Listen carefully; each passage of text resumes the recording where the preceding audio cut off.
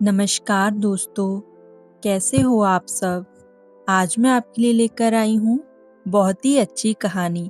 तो चलिए बिना किसी देरी के शुरू करते हैं हमारी आज की कहानी।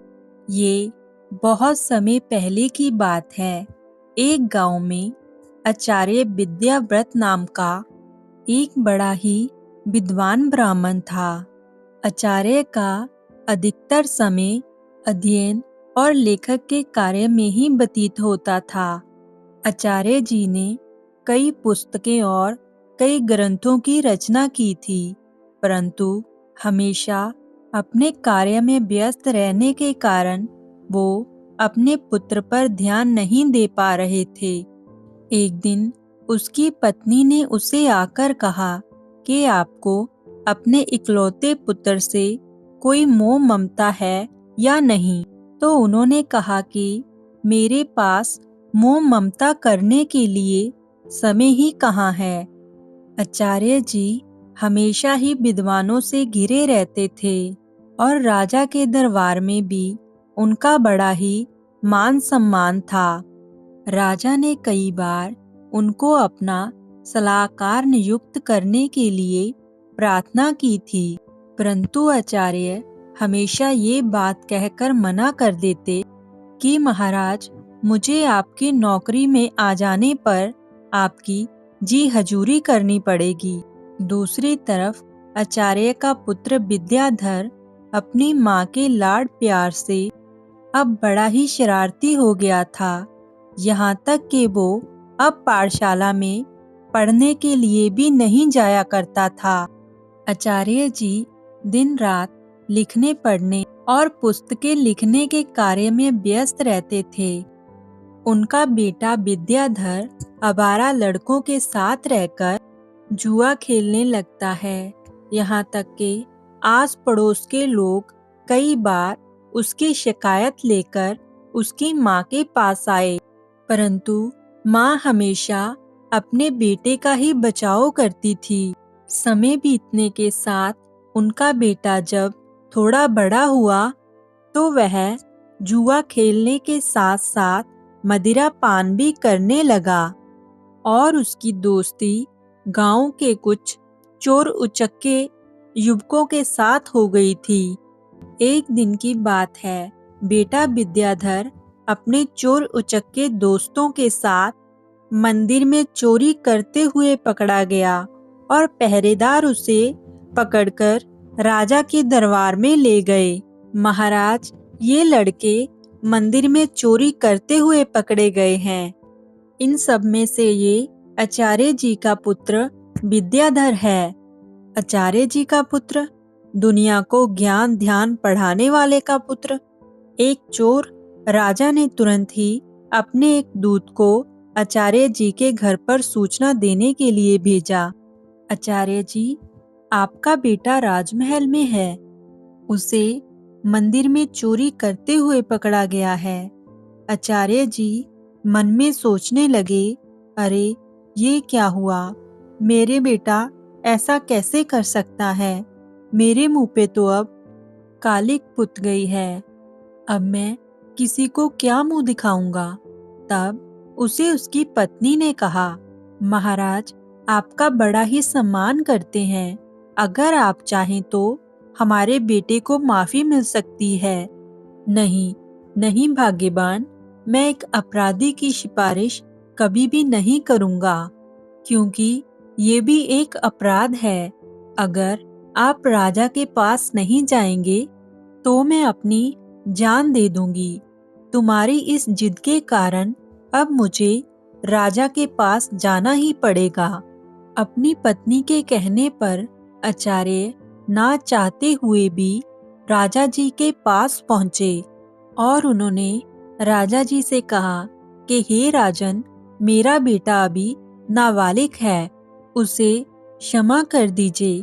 तो राजा ने कहा कि अगर ऐसी बात है तो आपको अभी पूरे दरबार के सामने मुझसे माफी मांगनी होगी और तभी मैं आपके बेटे को माफ कर पाऊंगा।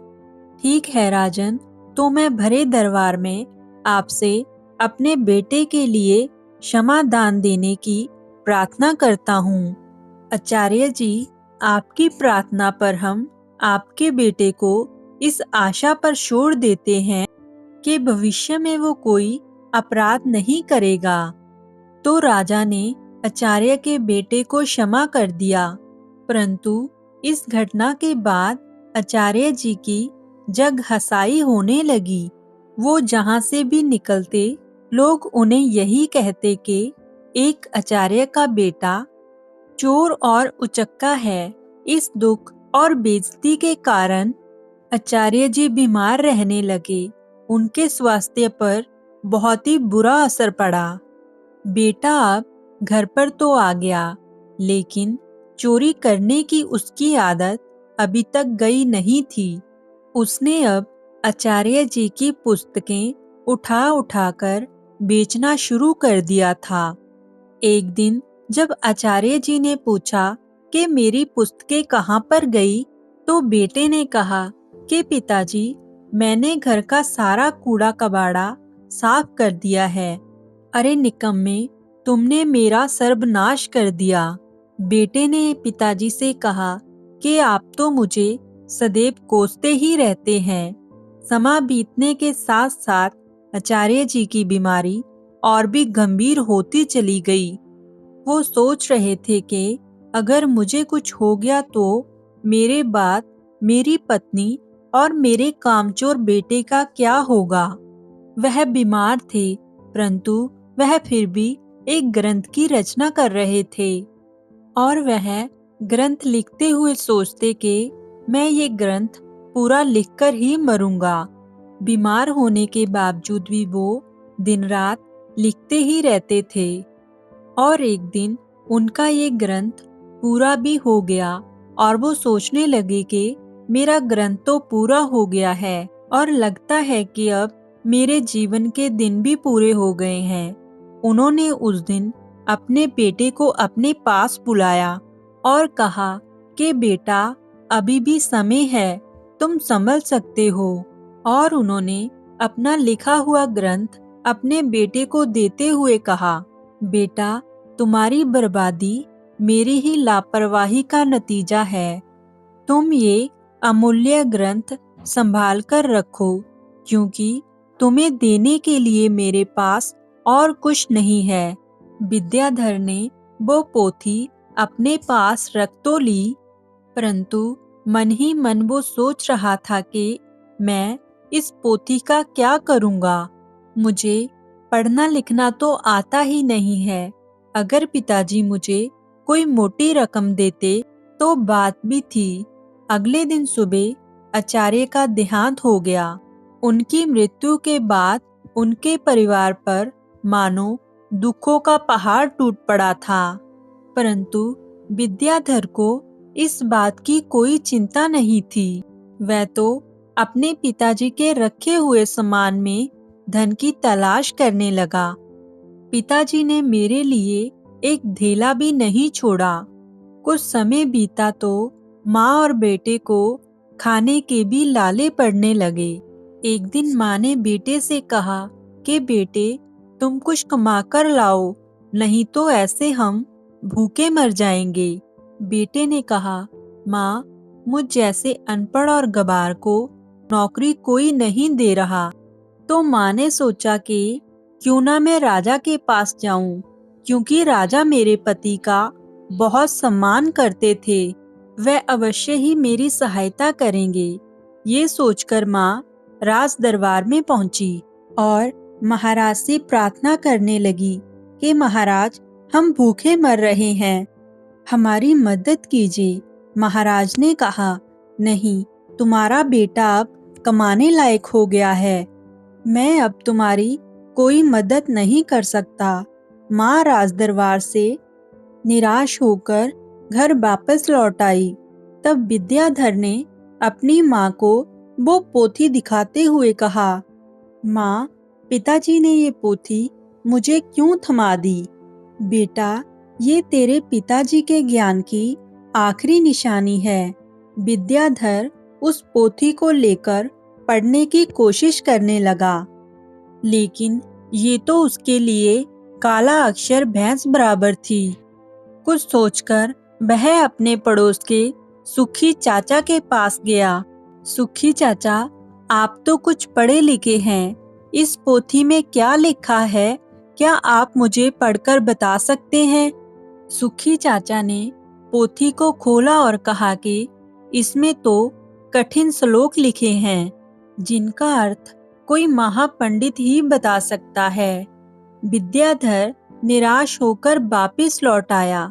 उसने कई जगहों पर नौकरी मांगने की कोशिश की, परंतु अपने खराब व्यवहार के कारण वो बदनाम हो चुका था। वो जहां पर भी जाता था तो लोग उसे धुतकार कर भगा देते थे। विद्याधर की माँ भूख और बीमारी के कारण अब अस्वस्थ रहने लगी थी। अपनी माँ की लाचारी को देखते हुए और उनकी भूख शांत करने के लिए विद्याधर खाने का इंतजाम करने के लिए घर से बाहर निकला। चलते चलते उसकी नजर एक सुंदर बगीचे पर पड़ी, जिसमें फलों के वृक्ष लगे हुए थे। जैसे ही उसने कुछ फल तोड़े तो वहां पर बगीचे का पहरेदार आ धमका। सहयोग की बात थी कि वो बगीचा भी महाराज का था। एक बार फिर से विद्याधर को पकड़कर महाराज के सामने पेश कर दिया गया। पहरेदार ने कहा कि महाराज, ये आपके बगीचे से फल चुरा रहा था। अरे तुम्हारी अभी तक आंखें नहीं खुली? महाराज, मैं कई दिनों से भूखा हूँ, चुप हो जाओ तुम। अगर तुम आचार्य के पुत्र ना होते तो तुम्हें सूली पर चढ़ा देता। अब तुम्हारी यही सजा है कि तुम इसी समय मेरा राज्य छोड़ दो। राज्य से निकाले जाने की सजा पाकर जब बेचारा विद्याधर घर वापस लौटा तो उसकी माँ की मृत्यु हो चुकी थी।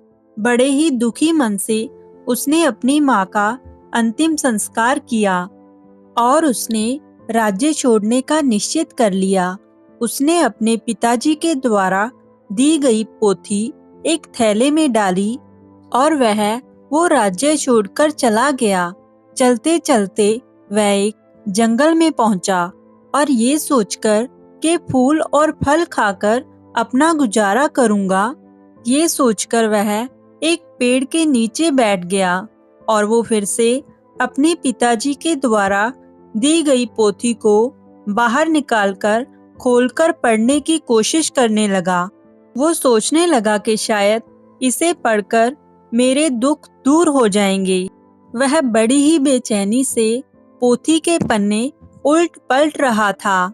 काश मैं इसे पढ़ पाता। पिताजी ने मरने से पहले कहा था कि ये ग्रंथ अमूल्य है। अचानक हवा का एक तेज झोंका आया और पोथी में से कुछ पन्ने उड़कर दूर चले गए। विद्याधर ने उन पन्नों को पकड़ने की कोशिश की, परंतु कोई फायदा ना हुआ और सोचने लगा कि पता नहीं कितने पन्ने उड़ गए हैं। और उसने फिर से अपनी पोथी को बंद किया और आराम करने के लिए एक पेड़ के नीचे सो गया। उसी जंगल में एक युवराज शिकार खेलने के लिए घूम रहा था कि पोथी का एक उड़ता हुआ पन्ना उसके हाथ लग गया। उसने उस पन्ने को उठाया और वो पढ़ने लगा। किसी ने सुंदर हस्तलिपि में संस्कृत का श्लोक लिखा है, किंतु मैं संस्कृत नहीं जानता। कुछ सोचकर युवराज ने वो पन्ना अपनी जेब में रख लिया और फिर से शिकार की तलाश में भटकने लगा। तभी उसकी नजर एक हिरन पे पड़ी और वो हिरन का पीछा करने लगा। हिरन अपनी जान बचाने के लिए एक मंदिर की दिशा में भागने लगा। युवराज भी एक मंदिर की दिशा में दाखिल हो गया। वहां पर एक मंदिर बना हुआ था जिसमें कुछ वनवासी पूजा पाठ कर रहे थे और उनका पुजारी उनसे कह रहा था कि भाइयों, देवी को प्रसन्न करने के लिए हमें नर बलि देनी होगी। कि तभी मंदिर में राजा ने प्रवेश किया और वनवासी उसे कहने लगे, पुजारी जी, सहयोग की बात है, नर भी आ गया। क्यों ना इसी की बलि दे दी जाए। यह सुनकर युवराज सोच में पड़ गया। यदि मैंने इन बनवासियों को अपना असली परिचय दे दिया तो ये अवश्य ही मुझे बलि पर चढ़ा देंगे, क्योंकि ये जंगल शत्रु देश के राजा का है। बनवासियों ने युवराज को रस्सियों से बांध दिया। तब युवराज ने कहा कि पुजारी जी, मैं एक नीच कुल की संतान हूँ। मेरी बलि देने से देवी अपवित्र हो जाएंगी। देवी को बलि चाहिए, उन्हें ऊंच नीच से कोई मतलब नहीं है। युवराज अपने जीवन से निराश हो गया और वह सोचने लगा कि झूठ बोलकर ही मैं अपने प्राण नहीं बचा पा रहा हूँ। युवराज को अब बलि स्थान पर लाया गया। तब युवराज ने कहा कि भाइयों, बलि पर चढ़ने से पहले मैं अपनी एक अंतिम इच्छा पूरी करना चाहता हूँ। मेरी जेब में एक भोजपत्र है। जो कोई भी उसे पढ़कर उसका अर्थ बता दे। तब पुजारी ने कहा कि अवश्य, लाओ, मुझे दो, मैं तुम्हें उसका अर्थ बताता हूँ। पुजारी ने उस ग्रंथ के पन्ने को अपने हाथ में लिया और कहने लगा, इस भोजपत्र पर 2 श्लोक लिखे हुए हैं। पहले का अर्थ है कि एक झूठ अनेक झूठों को जन्म देता है और झूठे को मुसीबत में डाल देता है। दूसरे श्लोक का अर्थ है कि किसी के प्राण लेना सरल है, मगर किसी को जीवन देना कठिन। ये बात सुनकर युवराज रोने लगा।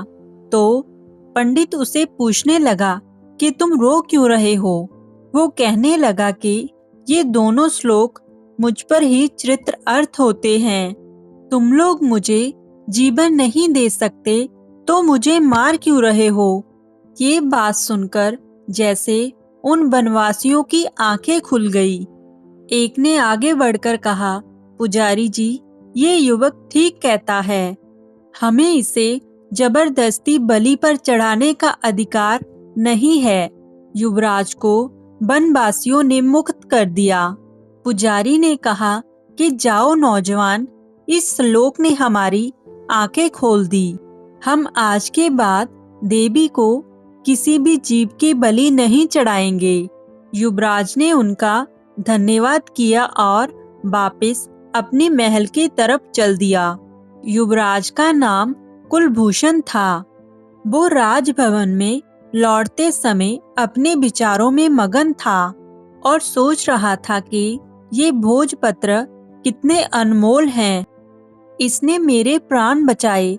ऐसे सुंदर लिखे हुए भोजपत्र और भी हो सकते हैं। महल पहुंचकर युवराज ने अपने पिताजी के चरणों में प्रणाम किया और उनसे कहा कि आपने मुझे शिकार खेलने को और जीवों की हत्या करने को मना किया था। मैं आपसे झूठ बोलकर शिकार खेलने के लिए गया था और मुसीबत में पड़ गया, परंतु इन श्लोकों ने मेरे प्राण बचा लिए। तब युवराज ने अपनी आप बीती राजा इंद्रसेन को सुना दी। युवराज ने कहा, ऐसे श्लोक जो दूसरों को हिंसा ना करने का उपदेश दें और जिन्होंने मेरे प्राण बचाए, मेरे लिए तो ये लाख लाख मोहरों के बराबर हैं। पिताजी, इसके आगे और पीछे के भोजपत्र भी होंगे, क्योंकि इनमें अपनी नागरी लिपि में पन्नों की संख्या 3 लिखी है। हाँ, ये किसी पोथी के पन्ने हैं। मैं इस अनमोल पोथी की खोज करवाऊंगा। उसे पढ़ने के लिए संस्कृत भाषा भी सीखूंगा। राजा इंद्रसेन ने अपने कुछ दूतों को बुलाया और उन्हें वो भोजपत्र दिखाते हुए आदेश दिया, तो भी ऐसे श्लोक लिखे हुए भोजपत्र खोजकर लाएगा, उसे ऊंचा पद और पुरस्कार भी दिया जाएगा। दूसरी तरफ आचार्य जी का बेटा विद्याधर महीनों ही जंगलों में भटकता रहा। भटकते भटकते वो जंगल से निकलकर राजा इंद्रसेन के राज्य में आ गया। उस नगर में आकर भी उसने कई लोगों से सहायता मांगी, परंतु हर कोई उसे धुतकार कर भगा देता था, जिसका कारण ये था कि इतने दिनों से भटकते भटकते विद्याधर एक भिखारी जैसा दिखने लगा था। एक दिन की बात है, भूखा प्यासा विद्याधर राजमहल की तरफ से निकल रहा था। उसे बहुत जोरों की भूख लग रही थी और वह सोच रहा था कि अब तो भूख के मारे मेरी जान निकल जाएगी, कि तभी राजमहल की रसोई से उसे खाने की सुगंध आने लगी। ना चाहते हुए भी वह उस सुगंध की ओर खींचा चला गया। वह सीधा राजमहल की रसोई में पहुंच गया और वहां पर जाकर रसोइये से कहने लगा, भाई मुझे 2 रोटी दे दो, मुझे बहुत ही भूख लगी है। रसोइये ने उसे धुतकारते हुए कहा, जा भाग जा यहाँ से। परंतु भूख के मारे विद्याधर की जान निकली जा रही थी। उसने रसोइये से नजर बचाकर 2-3 पूरियां उठाई और अपने झोले में रख ली, परंतु उसका दुर्भाग्य, क्योंकि रसोइये ने देख लिया था और उसने विद्याधर की बाजू पकड़ ली और उसे कहा, छी रोटी चोर, चल अभी तुम्हें महाराज के सामने पेश करता हूँ। रसोइया विद्याधर को लेकर युवराज के सामने पहुंच गया और राजा से कहने लगा कि युवराज जी, ये भिखारी महल की रसोई तक पहुंच गया और वहां से इसने रोटियां चुराई हैं जो इसके थैले में हैं।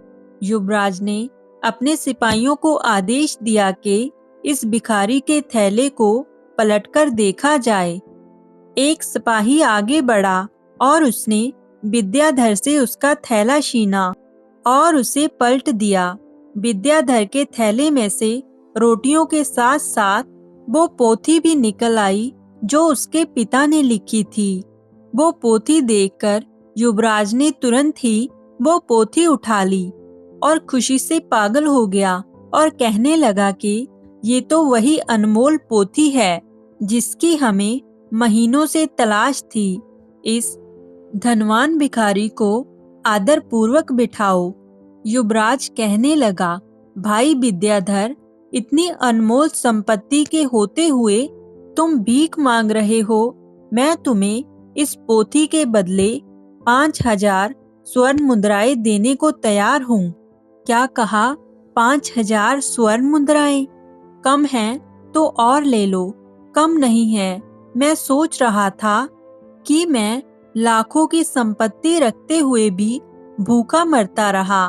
मित्र, इस पोथी के वचनों ने मुझे सदा ही पतन के गड्ढे में गिरने से बचाया है और मेरे प्राणों की रक्षा भी की है।